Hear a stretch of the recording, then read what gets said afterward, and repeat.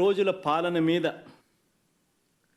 చంద్రబాబు నాయుడు గారి 100 రోజుల పాలన మీద దృష్టి పెట్టేసరికి ఇప్పుడు తిరుమలకు వచ్చే నెయ్యి కల్తీ జరిగిందంటూ ఇంకో డైవర్షన్. ఇది నిజంగా అన్నిటికన్నా ఇంకా ఆశ్చర్యం కలిగించే పెద్ద డైవర్షన్.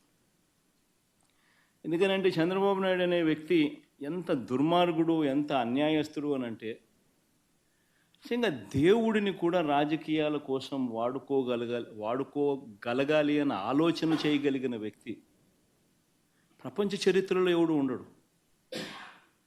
ఇంత అన్యాయస్తుడు ప్రపంచ చరిత్రలో ఎవడు ఉండడు.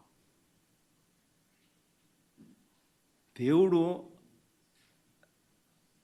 ని రాజకీయాల కోసం ఉపయోగించుకోవాలి అని ఆలోచన చేయగలిగిన దుర్మార్గమైన మనస్తత్వం ఒక చంద్రబాబు నాయుడు గారికి మాత్రమే ఉంటుంది.